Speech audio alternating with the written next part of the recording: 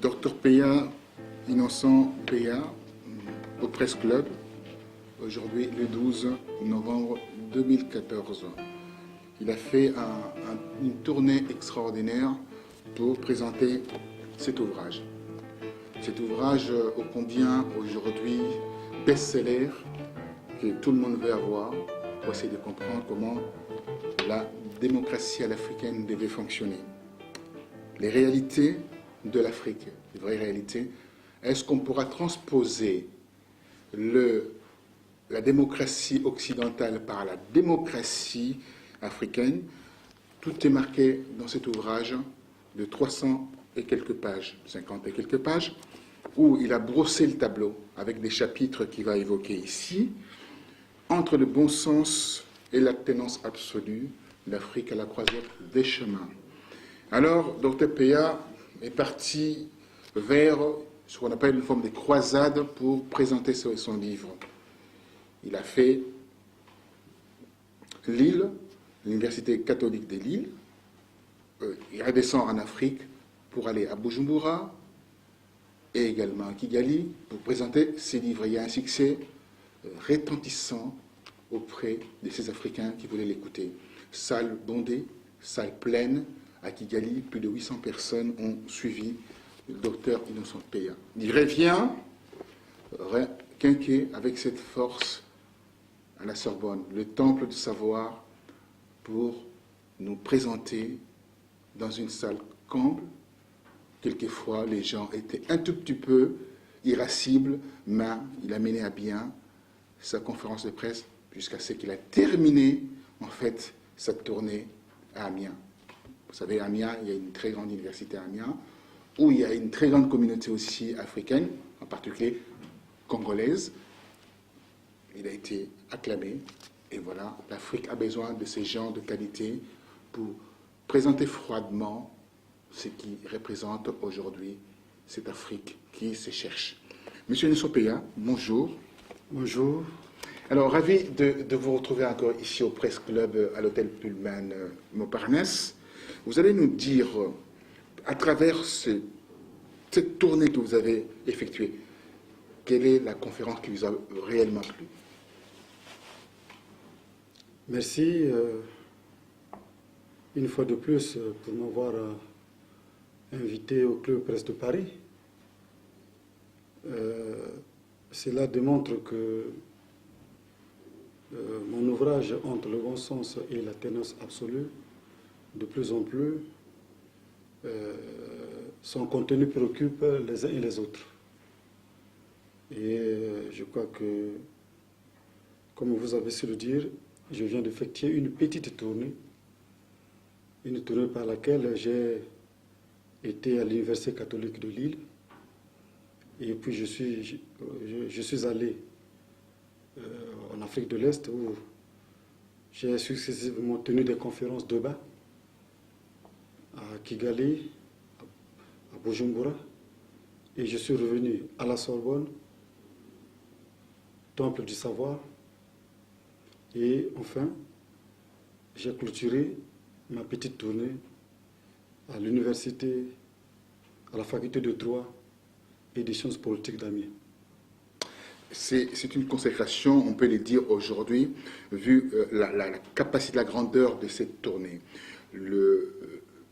On peut sans dire aujourd'hui que l'université, la Sorbonne vous a reçu, l'université catholique vous a reçu, l'université d'Amiens vous a reçu, de grandes universités.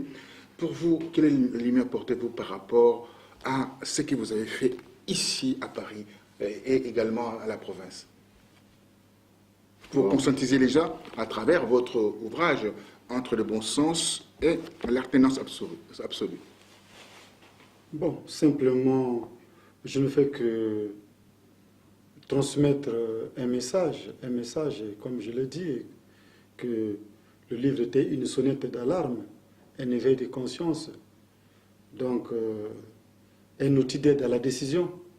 Et devant aujourd'hui l'Afrique qui se trouve à la croisée des chemins, comme le dit le titre. Donc le livre vient pour donner comme un éclaircissement, donner une certaine impulsion, un certain réveil au peuple africain et éventuellement aussi leur montrer comment l'Afrique aujourd'hui est au bord de la dérive. Au bord de la dérive, pardonnez-moi de faire cette observation. Vous avez effectué un voyage au Burkina Faso, à Ouagadougou. Aujourd'hui, il y a un avant-projet de charte de transition que l'armée burkinabé propose d'ailleurs à supprimer certains éléments sur ces chartes de transition. Ils disent que l'Assemblée nationale de la transition soit supprimée au profit d'un Conseil national de la transition. Ce dernier aura un statut consultatif et sera dirigé par un militaire. Donc je pense que on est en train de bousculer le mythe de la termitière là-bas. Et le chaos est en cours, là, ce que je comprends bien. Là. Bon, comme j'avais tenté de le dire à la Sorbonne, je disais que nous sommes passés le 17 mai à Ouagadougou, au Burkina Faso, justement pour apporter notre message, et qui était un message de paix, un message de recours vers la démocratie à l'africaine, fondé sur le respect, la concertation, le dialogue, le consensus, le compromis, les valeurs initiatiques et les réalités africaines. Donc, le message a été transmis. Bon, comme le livre n'impose nullement pas aux gens d'emprunter une voie quelconque, mais le livre présente deux voies, à savoir le bon sens, comme je l'ai dit tout à l'heure, fondé sur les réalités africaines, le dialogue, le consensus, la concertation, le compromis, et l'alternance absolue, qui est fondée sur le respect strict des textes et qui est une vertu de la démocratie à l'occidentale.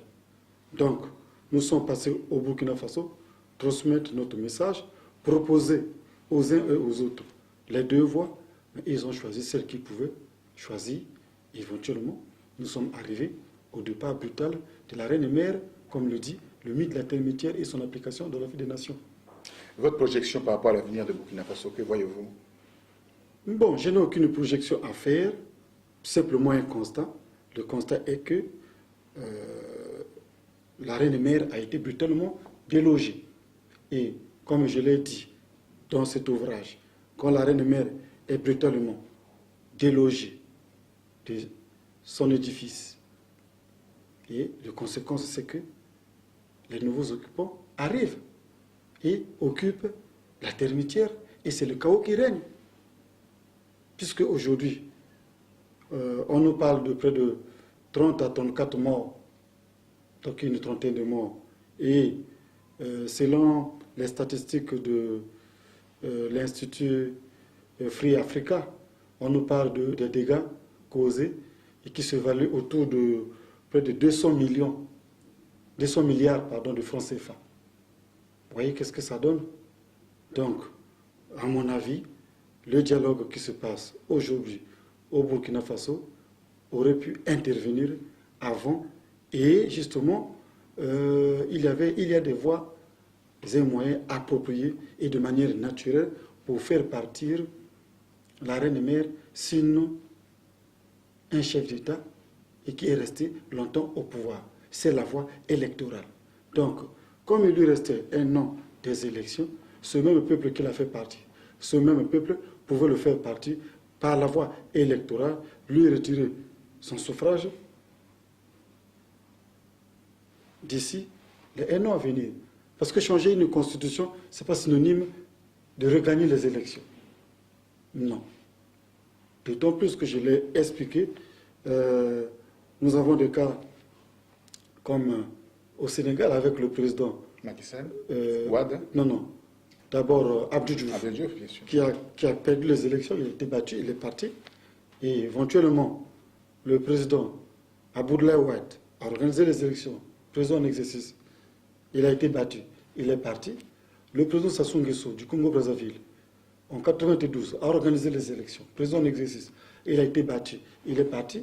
Cela veut dire que par la voie naturelle, par la voie électorale, on peut faire partir la reine-mère sans l'humiliation et sans arriver au chaos.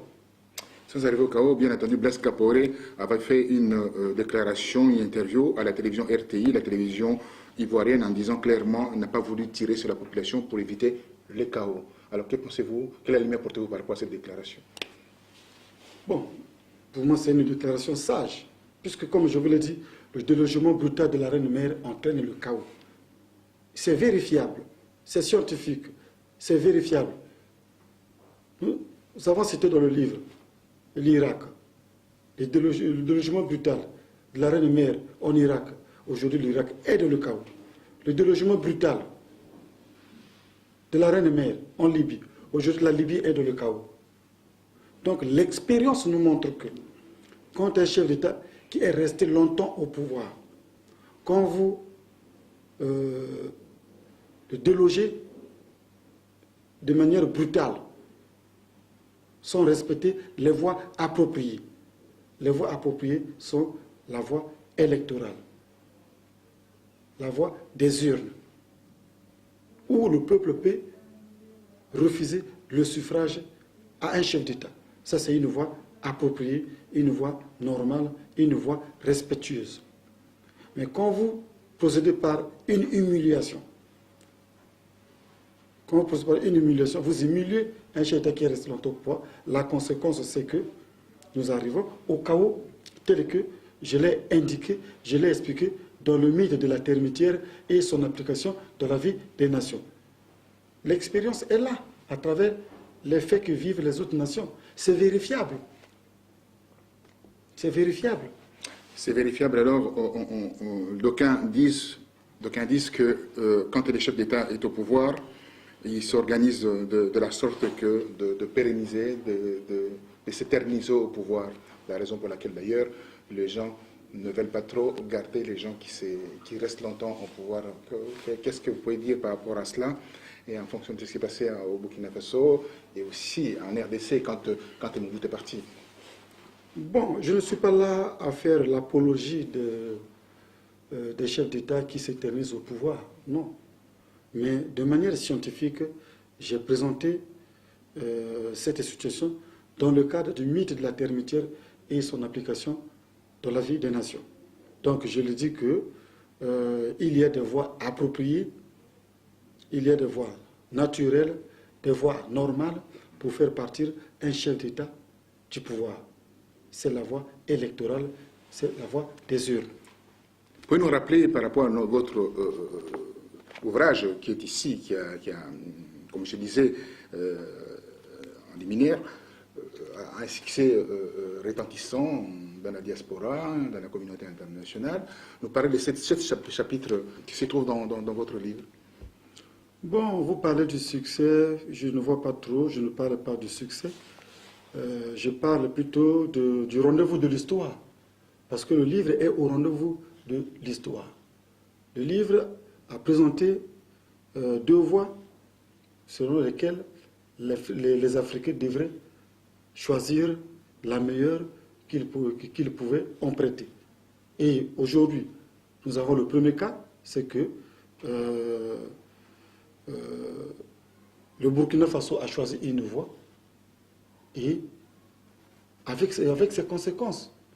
Donc, comme je l'ai dit dans ce livre, nous avons près de 26 États et qui, d'ici 2 ans, les différents chefs d'État se doivent de se prononcer sur l'avenir, sinon le destin de leur nation. Donc les différents peuples se doivent de choisir est-ce que c'est la voie de la modification de la Constitution ou bien du maintien constitutionnel.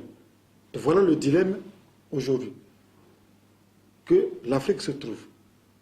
Donc, la première voie, c'est celle des changements ou modifications de la Constitution. La deuxième, c'est le maintien de la Constitution par le respect des règles démocratiques. Et c'est autour de ces deux voies qu'aujourd'hui, l'Afrique se trouve comme à la croisée des chemins. Parce que se dégagent deux peuples qui s'opposent. Un peuple qui pense qu'ils ont un leader charismatique, visionnaire, qui attire la paix et la sécurité, le bien-être social. Ils ont encore besoin de son expérience. Et c'est à travers le bon sens qu'on peut résoudre cette question. Un autre peuple qui pense qu'ils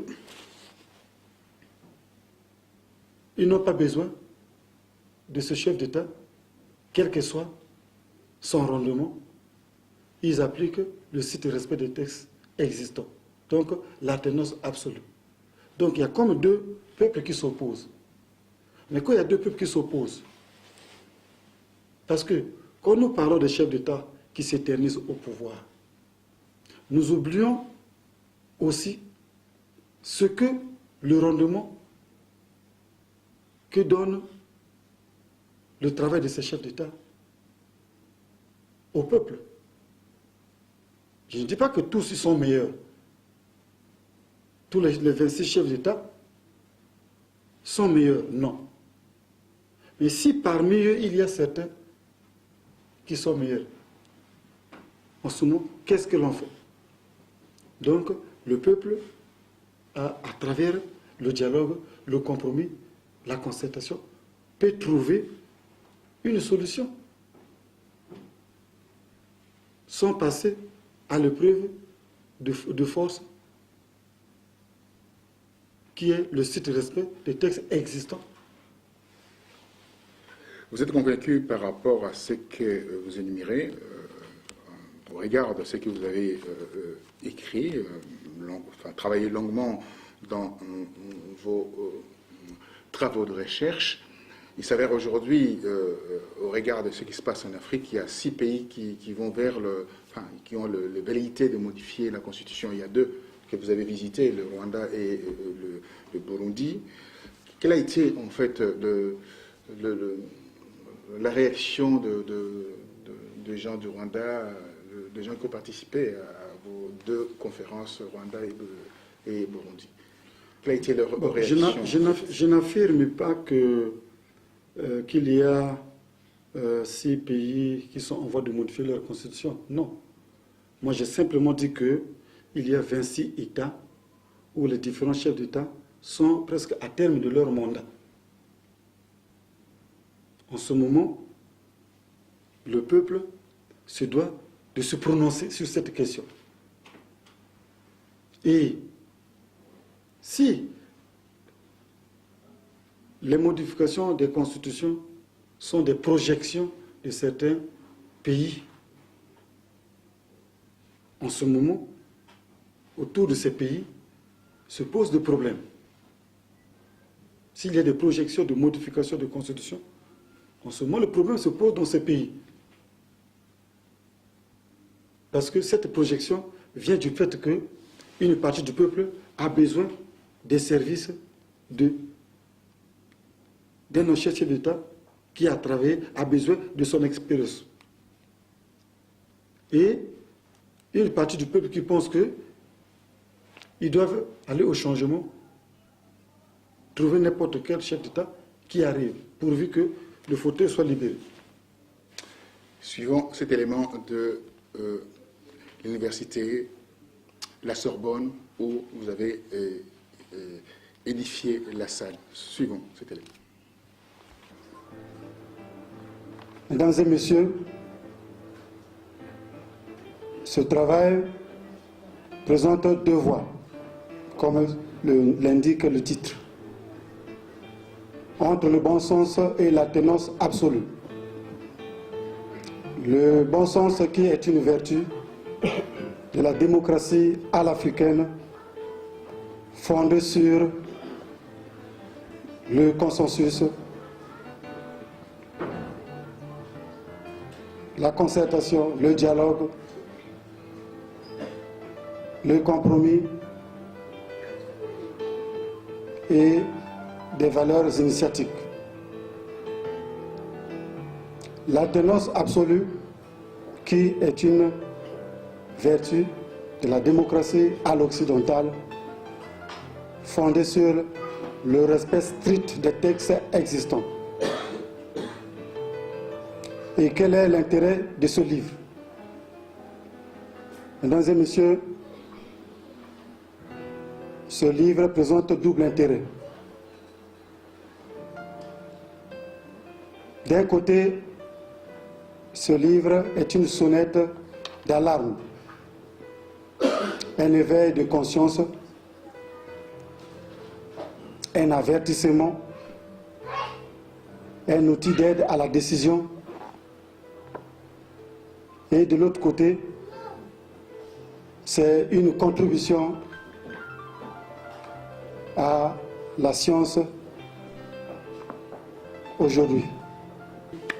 Alors, vous avez suivi l'élément, il y a eu quelques réunions dans la salle. Bon, c'est tout à fait normal, on est dans la démocratie. Comment réagissez-vous par rapport à ce qui s'est passé à la Sorbonne, d'après les images que nous... Bon, ce qui vient de se passer pour moi, c'est un comportement déviant de non-démocrates et qui ont voulu créer comme une petite agitation du fait pour eux que c'est un livre qui fait l'apologie des hommes d'État, tout ça. Ben, moi, je crois qu'ils n'ont pas encore lu le livre et je les invite à prendre connaissance du livre, à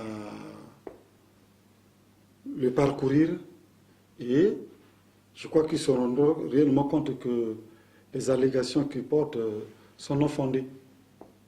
Il a été dit dans la salle que vous êtes proche du président de la République. Or, vous êtes un militaire chercheur. Vous avez montré vos preuves à travers ces écrits qui sont très très bien élaborés.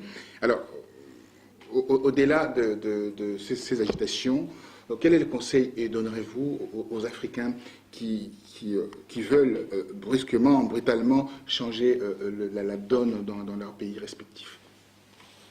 Bon, je voudrais simplement aussi dire que le livre est multidisciplinaire.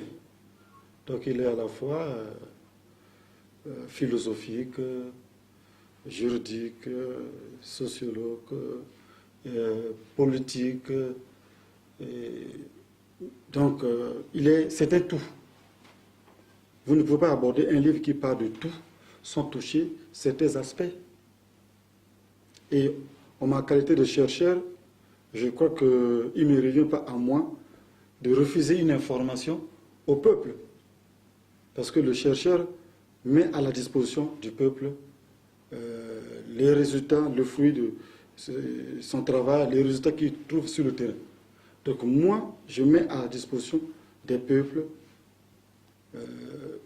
les différents résultats que j'ai rencontrés sur le terrain, afin qu'ils s'imprègnent, afin que les uns des autres s'imprègnent de cela.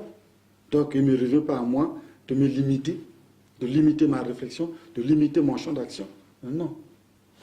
Alors, nous allons faire un tour vers l'université catholique de Lille, là où vous avez exposé en fait cette théorie entre le bon sens et l'alternance absolue, l'Afrique à la croisée des chemins, où vous avez bien entendu cristallisé la salle autour de ce débat de la modification de la Constitution.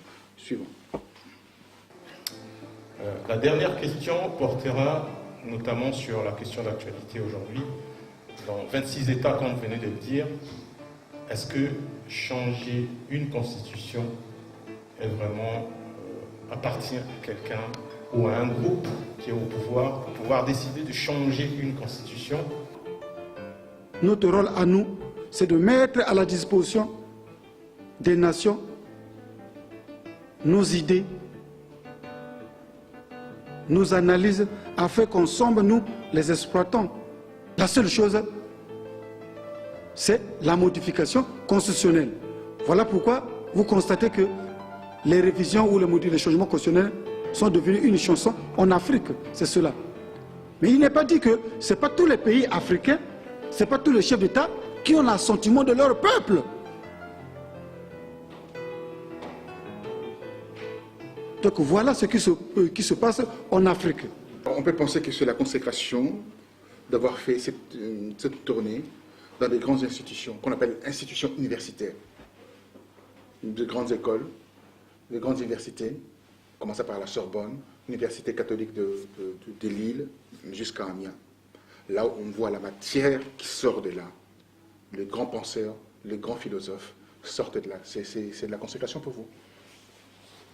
Bon, comme je l'ai dit, il ne revient pas à moi de faire cette appréciation. Il revient à vous, observateurs, participants au débat, de donner votre point de vue. La consécration, il ne revient pas à moi de légitimer cette affirmation.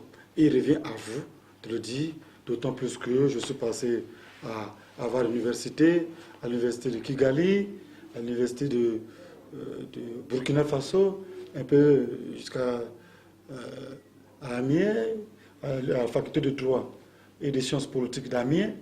Donc, l'université catholique de Lille, bon, la Sorbonne encore, la grande institution noble au monde. Donc, il revient à vous, observateurs, de donner votre point de vue, de donner votre appréciation.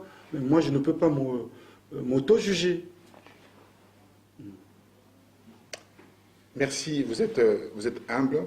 C'est dans ces circonstances qu'on voit le grand homme de ce monde. On va aller faire un tour. Hier, pour dire ainsi, hier, vous avez aussi rempli une salle, l'amphithéâtre à l'université d'Amiens. On pourra voir quelques images de 3 minutes, afin que les gens se rendent compte que vous prenez votre bâton de pèlerin pour essayer d'avertir la population africaine que faites attention si vous touchez au mythe de la termitière, vous risquerez bien entendu d'en subir les conséquences, comme le cas aujourd'hui présent de la Libye et aussi de l'Irak. Regardez ces documents.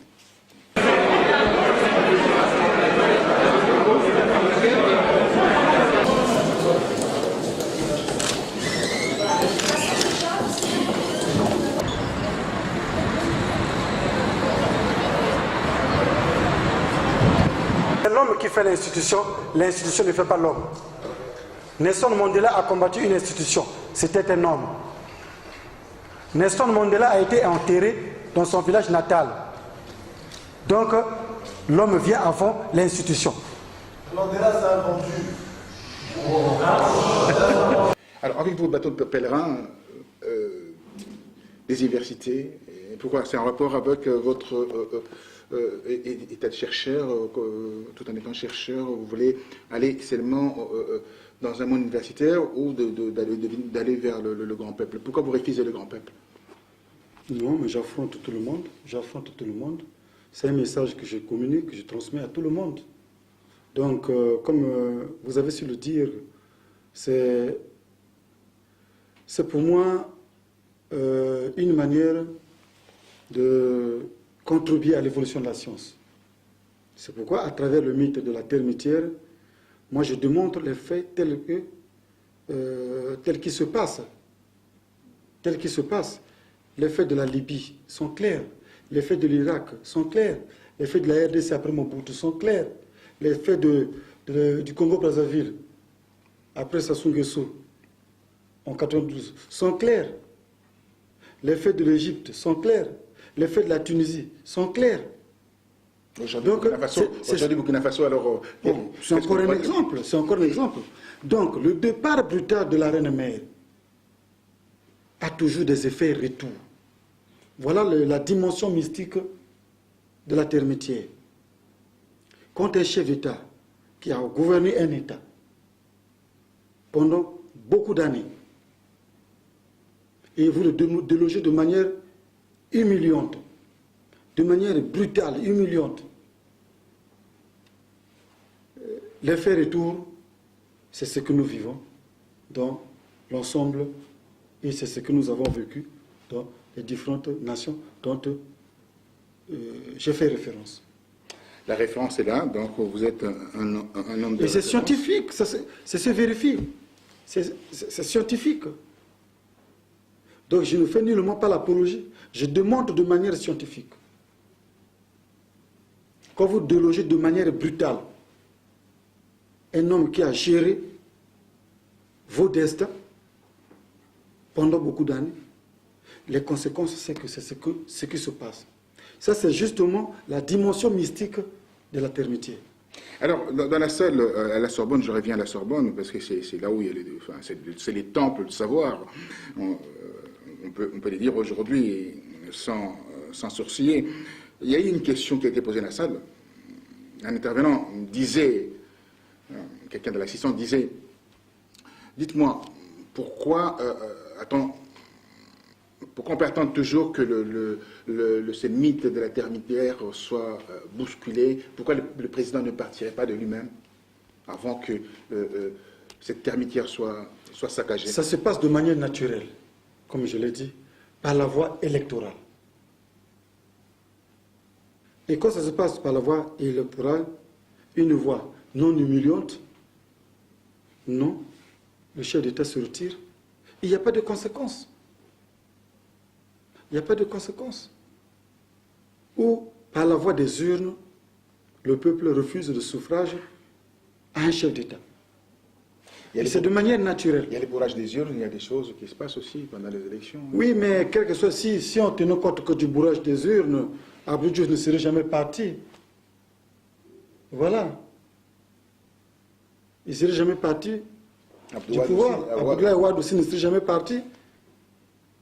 Le président Sassou Nguesso ne serait jamais parti en 92, parce qu'il était président en exercice. Il pouvait aussi bourrer les urnes. Mais quand ça se passe de manière naturelle, quand le temps du temps est arrivé, le peuple retire de manière naturelle le suffrage à un chef d'État. Et ça se passe dans la tranquillité, sans effusion de sang.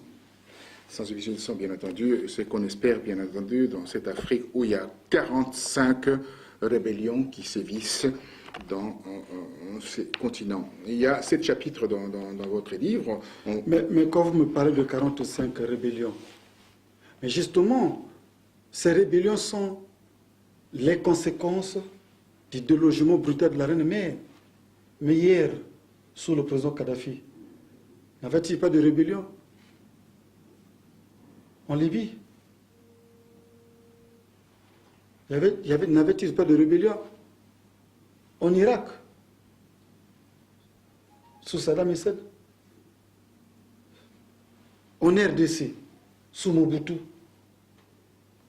N'avait-il pas des guerres civiles à répétition?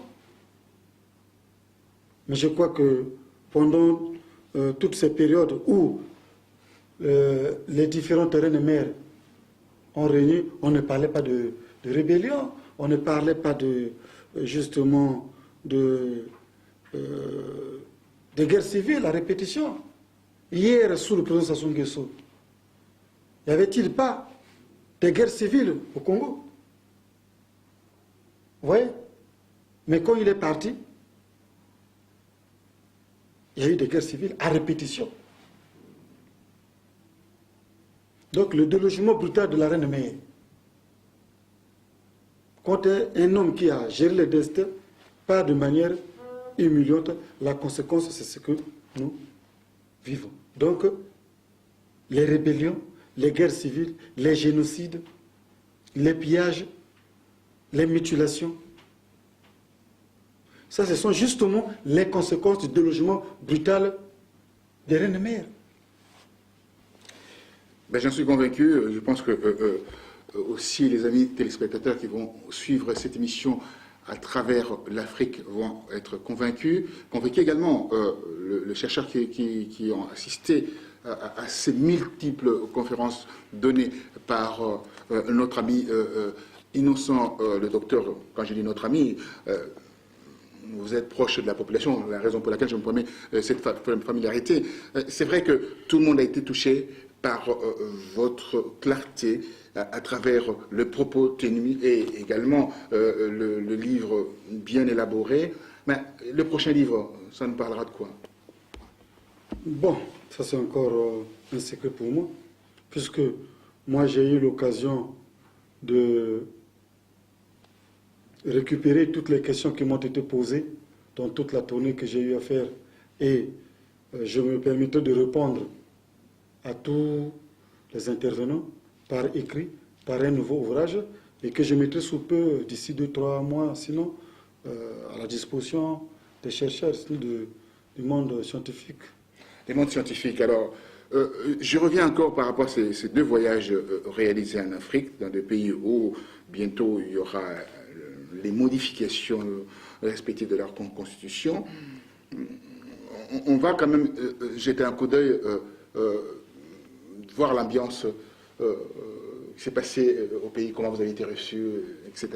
On jette un coup d'œil, on regarde un peu l'ambiance, on regarde comment vous avez été reçus.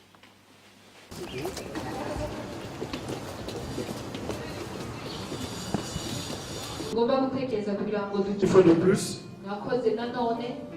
de m'avoir reçu ici au Rwanda, où je suis en paix avec ma délégation. Je vous invite tous à la réflexion afin que nous soyons en mesure de choisir l'une des voies proposées. Tu veux présenter? Je remercie l'exposé du docteur Innocent avec son livre intitulé Entre les beaux sens et l'alternance absolue, l'Afrique a croisé des chemins. L'active politique, c'est de la moitié de la seconde décennie.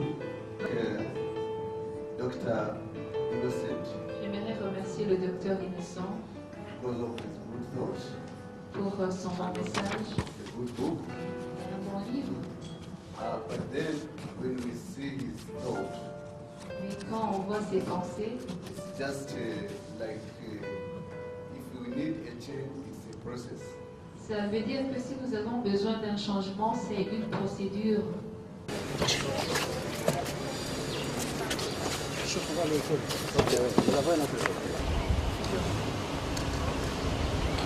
En regardant cela, vous n'avez pas des ambitions de se présenter aux élections présidentielles ou aux élections, je ne sais pas. Non, je suis un homme apolitique. Je n'ai ni de parti politique, encore non plus d'association. Et je n'ai aucune intention. Mais moi, je joue mon rôle de chercheur. Je joue mon rôle de chercheur à mettre à la disposition des différentes nations le fruit de ma recherche. Donc, il revient aux uns aux autres de choisir, libre d'accepter. Bon, je voudrais encore dire que, puisque 2-3 personnes m'ont interpellé en rentrant, en me disant que le cas qui s'est produit au Burkina Faso va se reproduire dans tel pays, tel autre. Je voudrais dire que les pays ne sont pas les mêmes.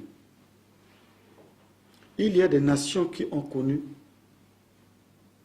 des problèmes. Je prends le cas du Rwanda. Ce que le Rwanda a vécu, certaines nations n'ont pas vécu. 1994. Voilà. Ce que le Rwanda a vécu, certaines nations ne l'ont pas vécu. Et je crois plus que le Rwanda entend encore vivre les mêmes choses. C'est que le cas comme le Congo. La RDC, vous voulez dire? Le Congo-Brazzaville. À Congo-Brazzaville, d'accord, ok. Les gens n'entendent plus revivre les mêmes choses. En 97, vous voulez dire, avec Ninja. Mais oui, 20 000 morts à Brazzaville. Paix avant 97, vous le savez, Ouais. depuis l'avènement de la démocratie.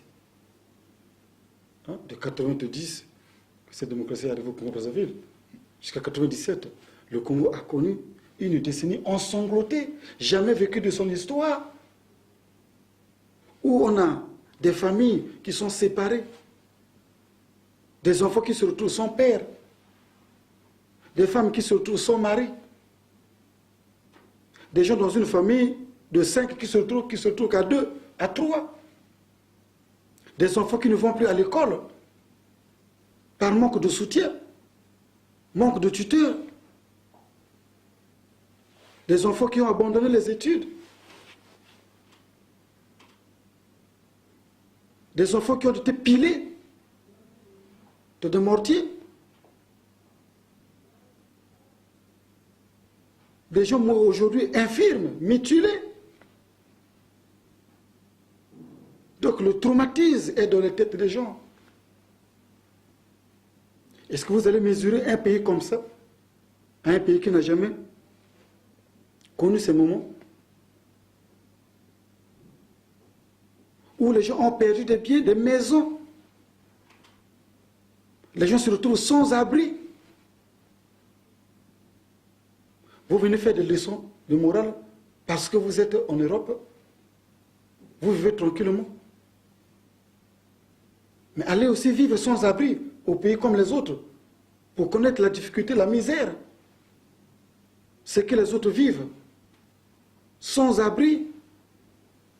Il ne s'agit pas de faire des déclarations lointaines. Mais il faut aller vivre les difficultés, les douleurs avec les autres. Il faut aller au Rwanda, vivre ce que le peuple rwandais vit. Il faut aller au Burundi, vivre ce que les autres vivent. À travers les différentes guerres à répétition.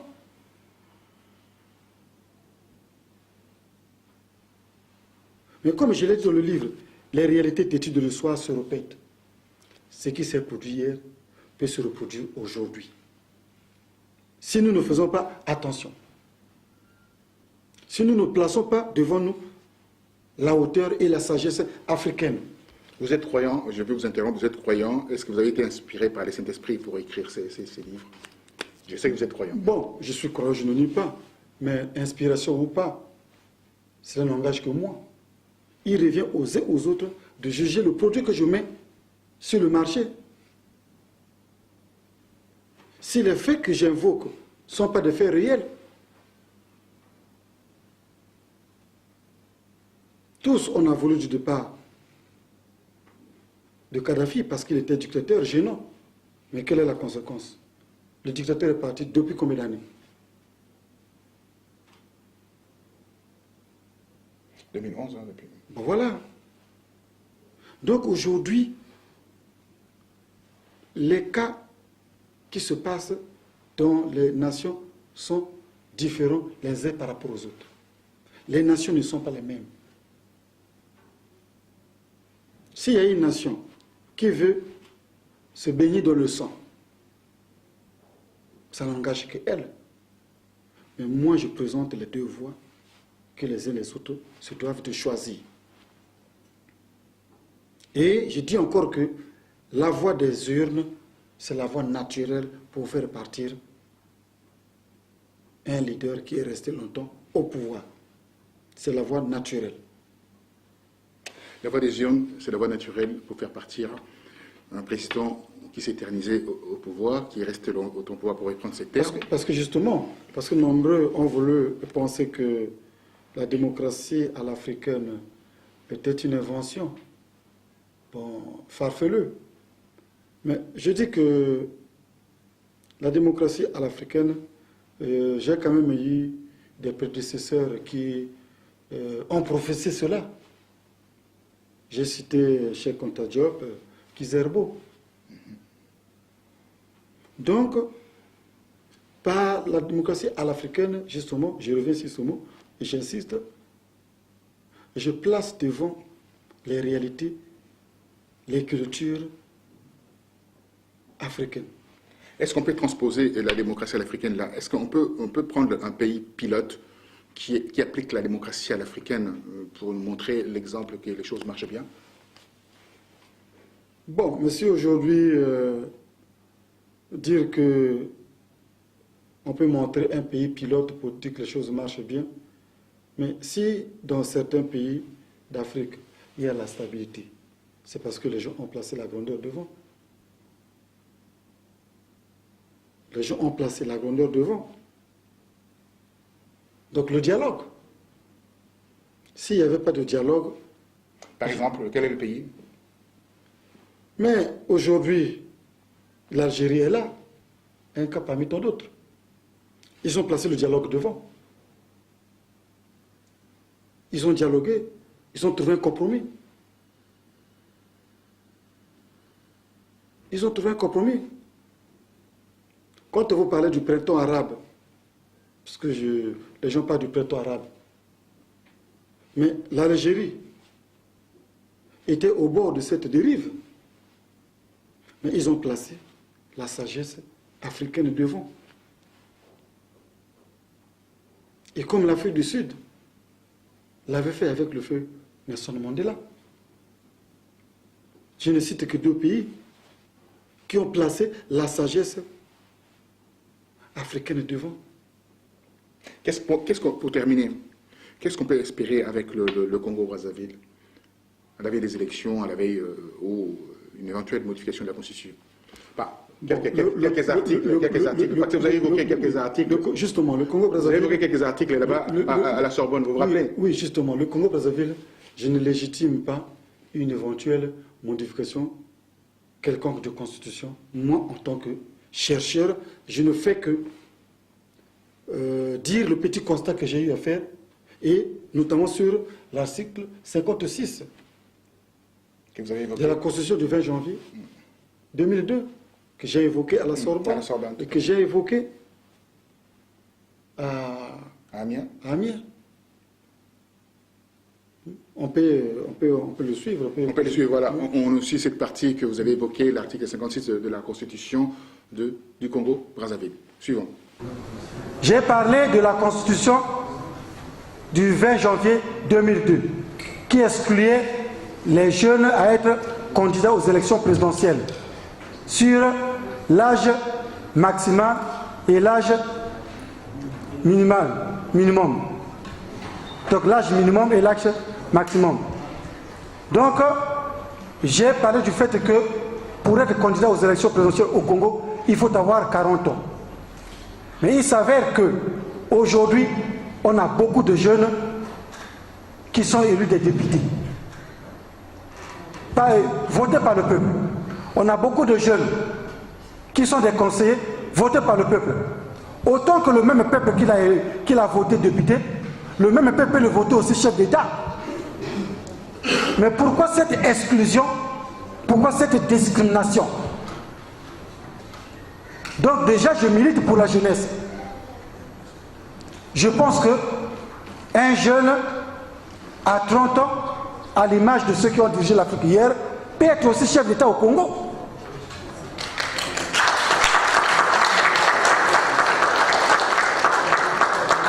Nous avons le verrou sur la Constitution.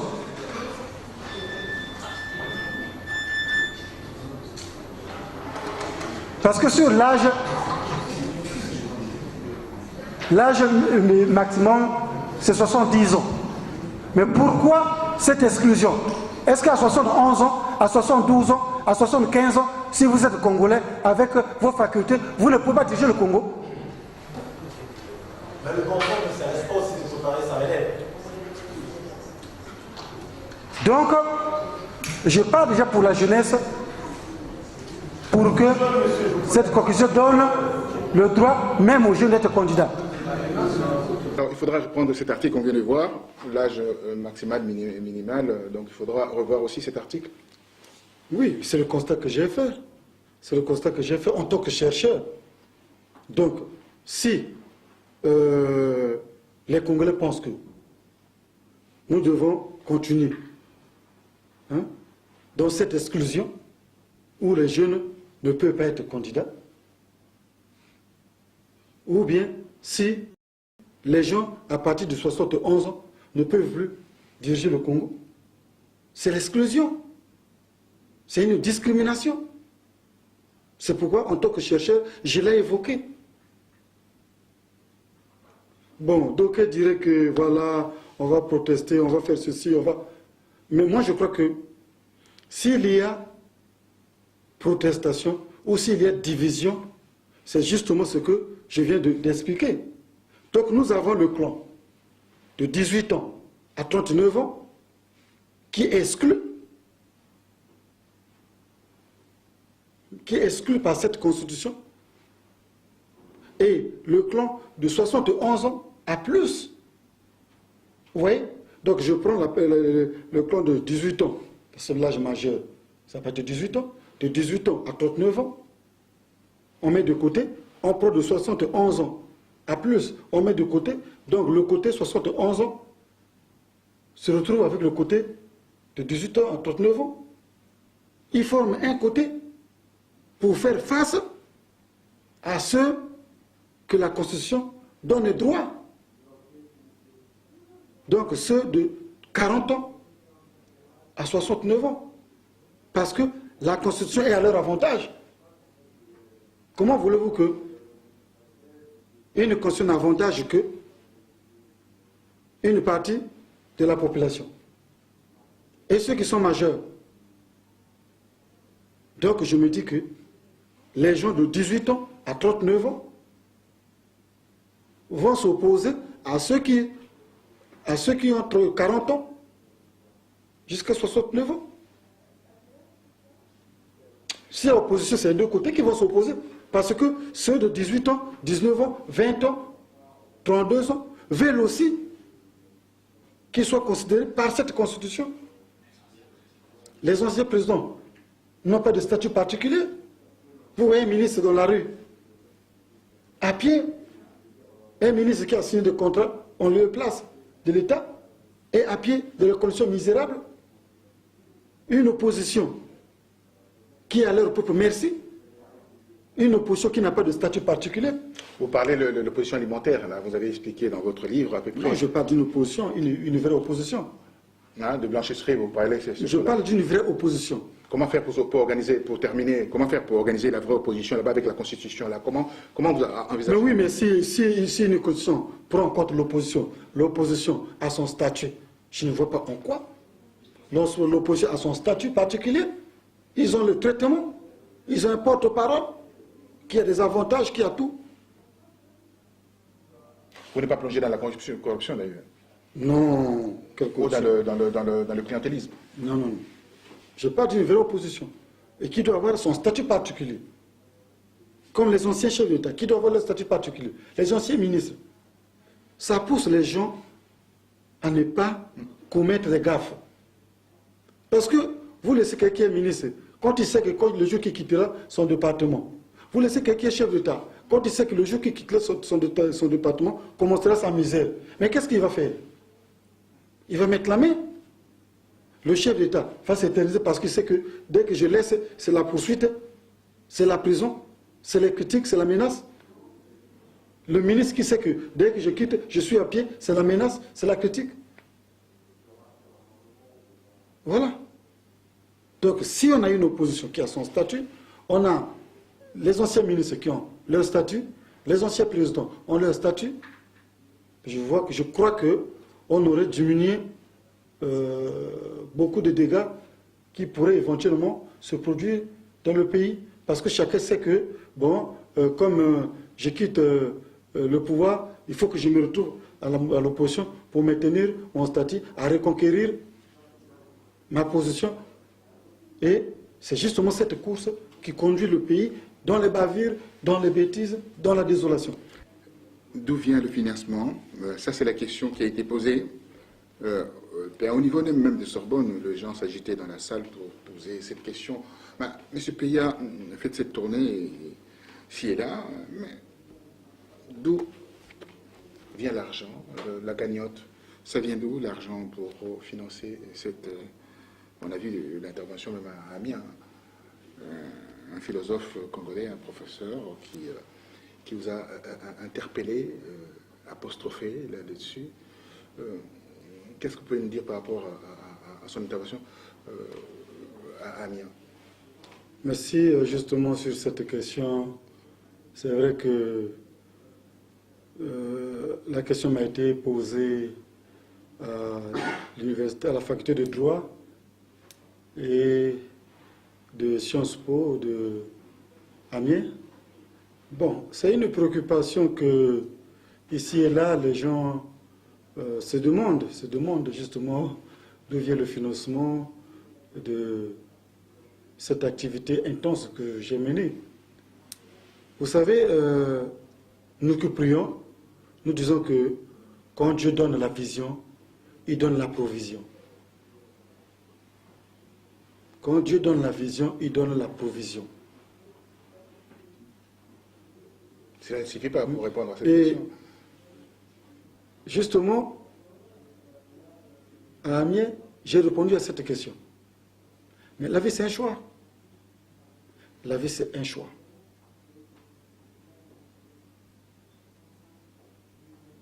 Ceux qui financent aux orphelinats,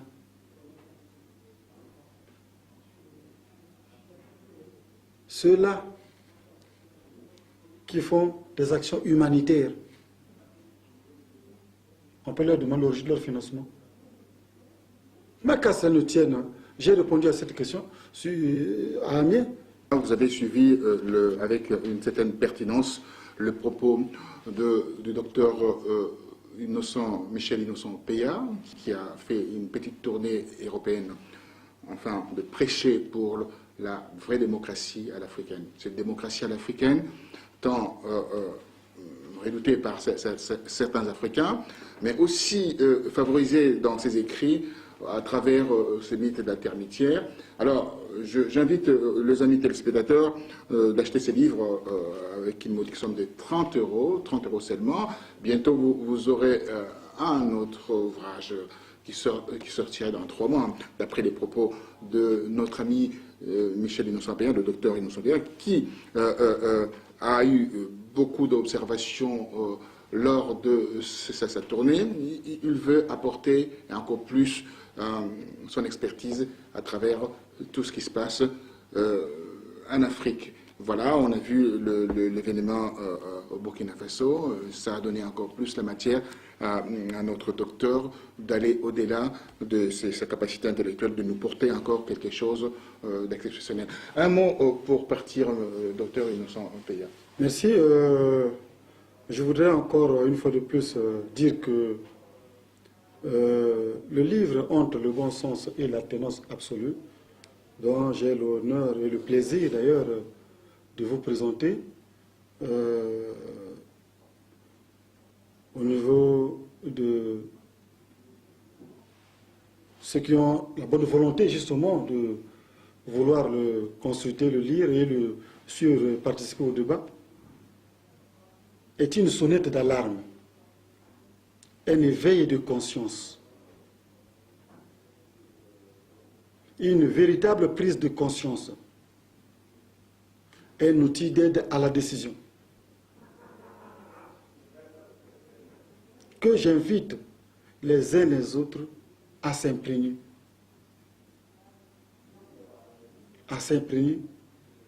pour que ensemble nous préservons la paix, et qui est une valeur sine qua non en Afrique. Cette paix qui se trouve aujourd'hui fragilisée, menacée. Cette paix qui est en danger. Donc, j'invite les uns les autres à faire recours au dialogue, au compromis, à la concertation, au consensus et aux valeurs initiatiques basées sur les réalités et les cultures africaines.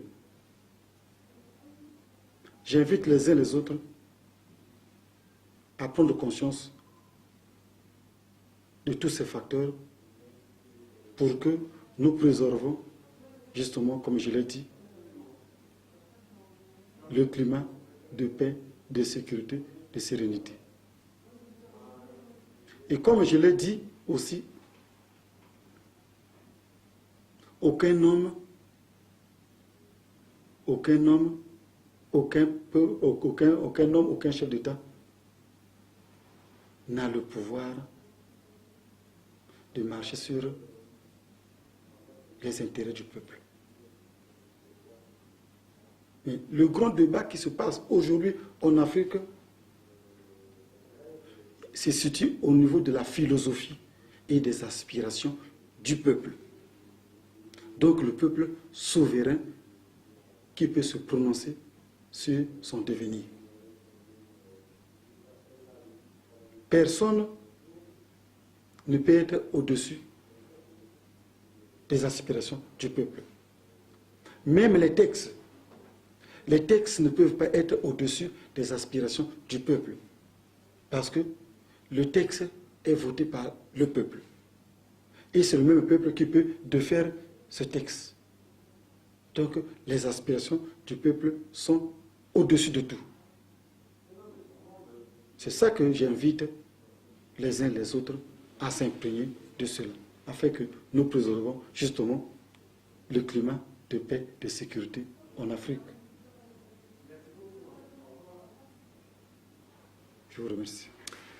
Merci infiniment. Moi, je dirais pour terminer, pour partir, voilà, il faut simplement avoir le bon sens.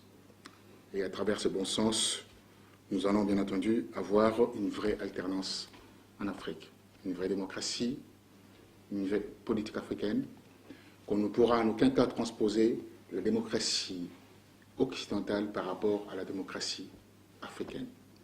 Nous avons nos us et coutumes, ce qu'on appelle les us et traditions, qui ne correspondent pas aux us et coutumes au modèle occidental. Alors voilà, j'invite nos amis téléspectateurs de prendre la graine, comme on dit en français, avec cet ouvrage. Un merveilleux ouvrage qui nous a édifiés tous lors de sa petite tournée, la tournée de M.